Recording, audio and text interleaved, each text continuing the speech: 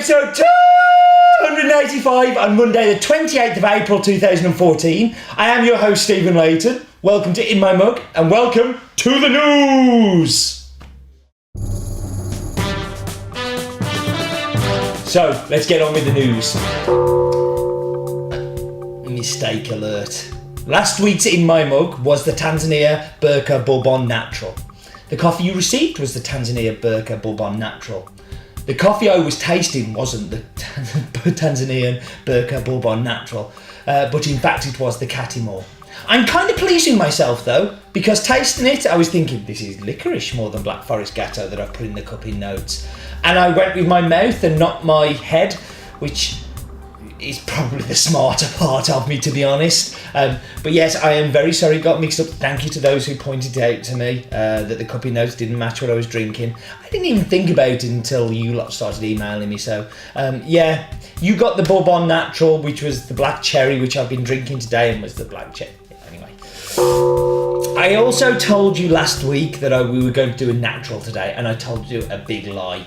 I changed my mind. And I've decided that we're going to do the Tanzania Burka wash. So, what are you going to do about that? And that was the news. Yeah, guess that is the way it's going to be. So we should get to focus on. And you remember a couple of weeks ago we talked about naturals and I showed you the natural video instead of me kind of whittering on about it. Well, as I said, I've decided we're going to do the wash this week. So here's over to the washed video and focus on.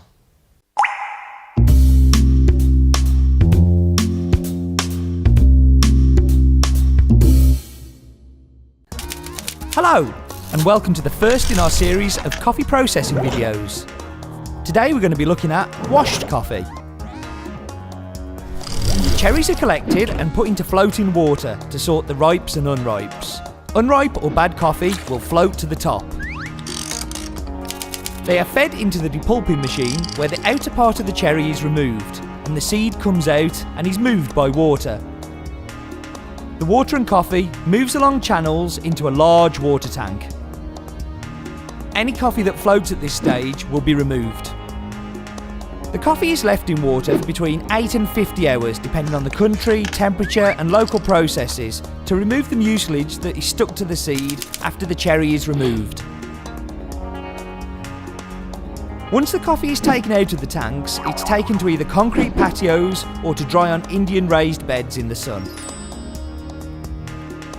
Most specialty coffee will be dried like this, but sometimes mechanical dryers are used. A combination of the two can happen too.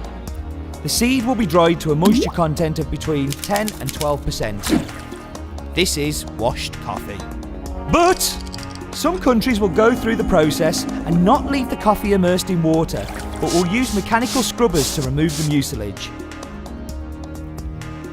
This was first done in places where water was in short supply and happens a lot in Colombia, Bolivia and Costa Rica, but is also used in many other places. These machines use only 1/40th of the amount of water traditionally used. The other advantage of this new method is that it reduces the contamination of other water sources. And that's it, washed coffee.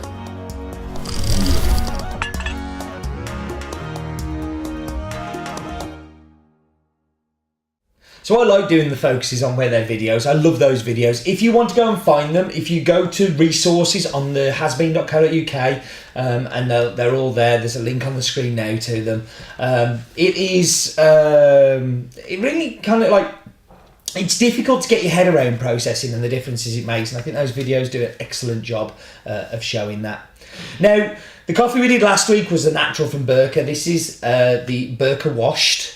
So if you watched last week's In My Mug, you may want to fast forward through to the tasting bit because I'm going to tell you lots of the same things. But this coffee basically comes from Arusha, from the Amunru district of northern Tanzania, on the lower slopes of Mount Meru, and in the shadow of Kilimanjaro. Arusha town centre used to be 8 kilometres from the estates.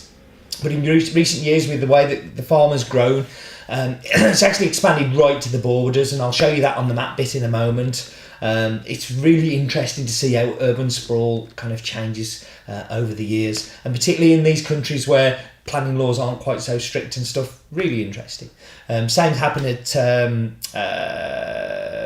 Guatemala, El Bosque. So, Burka was founded in 1899 by a German settler called Mr. Rahan. He decided to plant coffee and sell it back to his native Germany. Burka covers 1,437 acres, of which 870 acres are dedicated to coffee. There is also the neighbouring estate, Celian, which is owned by the same group. The estates have around about 200 permanent staff and 200 casual daily staff. Although at the peak of the harvest, that can be up to 5,000 people on the farm, picking, processing, and looking after the husbandry of the farm, all of the things that need to be done. All of the permanent staff are provided with housing. On the estate, there are 4 different camps. And I think the feeling I get from this farm is really important that they pay well, but also look after the staff. So they pay 20% above the minimum wage. That's required by the government, but they also have like a social security and labour union, which is included in their pay setup. They also have credit unions on the estate, so basically people don't have to go to loan sharks. They can go to places where it would be much more controlled and above board and reasonably priced. They also have health and education services. They have their own nursery, which educates around about 100 children, and 2 primary schools, which educates over 600 children, all from people on the estate, but also people outside the estate are allowed to send their children there as well. So I thought that was pretty cool that they're able to do that. The healthcare on the estate has a nurse and it has a pharmacy, and is available to all staff, be them temporary or permanent workers. They have their own ambulance, they have their own shops, they have their own sporting facilities, their own church, their own mosque.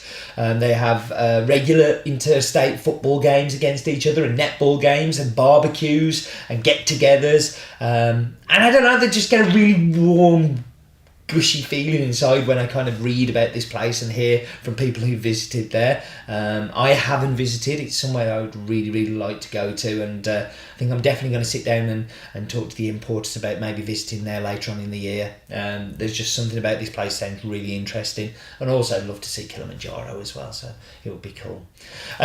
So as I said on the focus on, and as I said at the start, this is a washed coffee, and this is what they're used to doing on the farm. This is what they always do. I cannot wait to dive in and taste this coffee because I know how delicious it is. But before we do that, we have to go, Mr. Roland Glue, could you tell us your daft fact of the week?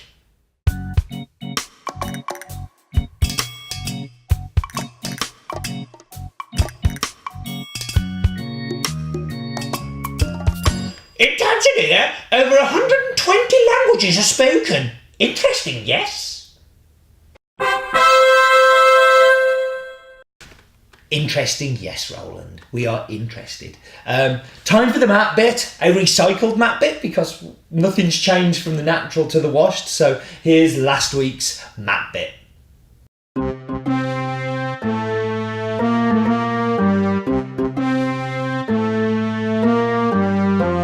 I miss my song.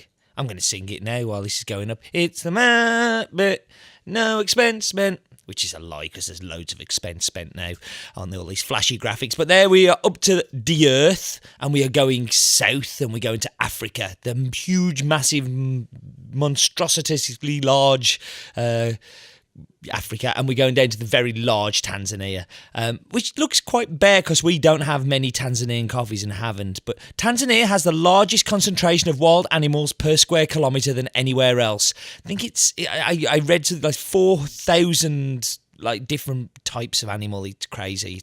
So we're going down here, and this is the farm. So Burka is below, and Selina is there. But look, so that is Mount Muru, and just in the far background, we'll go back there in a minute, which is the Kilimanjaro is 5,895 metres. At the lowest point is the Indian Ocean. So we can, let's go up to that highest point, I think. Let's whiz around this. Look at this. Whee! So that's Muru there, and you can see the farm still. So that's the very top. But then if we just take a jump back, that is the top of Kilimanjaro, and that is, you still see the farms just in the distance there. It's absolutely gorgeous that you can see the farms from Kilimanjaro. And just have a look at Kilimanjaro, you can see, there it is just in the background, and you are amongst the trees at that point. So there's another upward view down to the farm again. So Burka is the bottom part, and Selina is the top part, and that was the map bit. It's one that I am more than happy to recycle because it's just a really good one. It's good to have that kind of amount of detail and stuff. So I'm going to whack you on pause. I'm going to go make tasty and delicious drinks, and I'll be back with you in just a second.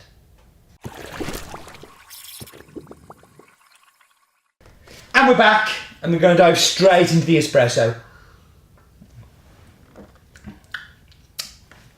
So the first thing for me about the espresso is it is super clean, but really juicy as well. Kind of like that green apple kind of like sharpness to it.